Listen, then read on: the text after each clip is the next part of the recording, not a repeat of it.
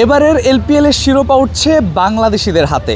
এই কথাটা আমি আপনাদেরকে কেন বললাম তার কারণটা এখন একটু এক্সপ্লেন করার চেষ্টা করি। এখন পর্যন্ত যে দলগুলো এলপিএলের দ্বিতীয় রাউন্ডে অর্থাৎ যে কোয়ালিফায়ার আছে এবং এলিমিনেটর আছে, যেই 4টি দল উঠেছে সেখানে 3টা দলেই কিন্তু বাংলাদেশি ক্রিকেটার আছে। জাফনা কিংসের হয়ে তাওহিদ হৃদয় এবং সাকিব আল হাসান খেলছে এবং জাফনা কিংসের যে অপোনেন্ট সেই গল গ্যালেন্সে খেলছেন নুরুল হাসান সোহান। অর্থাৎ এই দুটো দল কোয়ালিফায়ার 1 যে ম্যাচটা আছে সেই ম্যাচটাতে খেলবে। সেখান থেকে যিনি জিতবেন, যে দলটা জিতবেন তারা হচ্ছে ফাইনালে চলে যাবেন সরাসরি। এবং এলিমিনেটর যে ম্যাচটা আছে সেই ম্যাচটাতে হচ্ছে খেলবে কলম্বো ক্যাপস এবং ক্যান্ডি রয়্যালস। অর্থাৎ কলম্বো ক্যাপসে খেলছেন রিপন মণ্ডল। যদিও ক্যান্ডি রয়্যালসে কোনো বাংলাদেশি ক্রিকেটার নেই, তবুও এই যে বললাম শুরুতে কোয়ালিফায়ার 1-এ যে দুটো দল খেলছে সেখানে বাংলাদেশি ক্রিকেটার আছে মোট 3 জন। এবং অপোনেন্টে যে যারা থাকবেন অর্থাৎ এই কোয়ালিফায়ার থেকে যারা জিতবে তারা প্রথম দল চলে যাবে ফাইনালে, জয়ী দল। যিনি হারবেন, যেই দল হারবেন তারা খেলবেন ওই যে এলিমিনেটর যেই ম্যাচটা আছে সেই ম্যাচে ক্যান্ডি রয়্যালস এবং কলম্বো ক্যাপসের যেই দলটা আছে ওইখান থেকে যারা জিতবে তারা এলিমিনেটর 2-তে খেলবেন। অর্থাৎ সেখানে একটা সুযোগ আছে রিপন মণ্ডলের দলের সাথে নুরুল হাসান সোহান অথবা সাকিব আল হাসান অথবা তাওহিদ হৃদয়ের দলের একটা খেলা পড়ার সুযোগ আছে। তবে একটি দল যে ফাইনালে চলে যাচ্ছে সেইখানে যে একটি ফাইনালে যেই দলটা যাবে সেখানে একজন অন্তত বাংলাদেশি ক্রিকেটার থাকবে, সেটা কিন্তু নিশ্চিত হয়ে গেছি আমরা ইতিমধ্যেই। আমি আপনাদেরকে একটু জানাতে চাই এখন পর্যন্ত এলপিএলে যেই দলগুলো উঠেছেন অর্থাৎ কোয়ালিফায়ার এবং এলিমিনেটরে যেই 4টা দল উঠেছেন সেখানে যেই 3টা দলে বাংলাদেশিরা খেলছে তাদের কি অবস্থান এবং তাদের ফাইনালে বা কালকে যেই ম্যাচগুলো আছে সেই ম্যাচে তাদের খেলার সম্ভাবনা আসলে কতটুকু।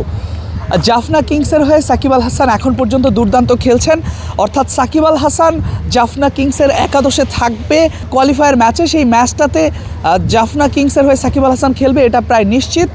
অন্যদিকে তাওহিদ হৃদয় কিন্তু দুর্দান্ত খেলছে এখন পর্যন্ত। আমরা দেখেছি যতগুলো ম্যাচে তিনি নেমেছে তিনি কিন্তু তার স্ট্রাইক রেটটা ঠিক রাখার চেষ্টা করেছে, বলের তুলনায় রানটাকে বাড়িয়ে নেওয়ার চেষ্টা করেছে। অর্থাৎ একটা ভালো টোটাল এনে দিচ্ছে তাওহিদ হৃদয়।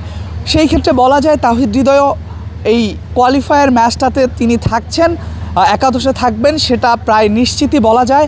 এবং আরেকটা বিষয় আমি জানিয়ে রাখতে চাই, লাস্ট যেই ম্যাচটা ছিল সেই ম্যাচটাতে তাওহিদ হৃদয় প্রথমে না থাকলেও কিন্তু তাকে ইম্প্যাক্ট প্লেয়ার হিসেবে দলে রাখা হয়েছিল। অর্থাৎ পরবর্তীতে দেখলাম বৃষ্টির কারণে ম্যাচটা পরিত্যক্ত হয়ে গেছে, সে কারণে তিনি আসলে দলে পরবর্তীতে ইম্প্যাক্ট প্লেয়ার হিসেবে নামার সুযোগ পায়নি। তবে তাওহিদ হৃদয় যে থাকছেন একাদশে সেটাও প্রায় নিশ্চিত।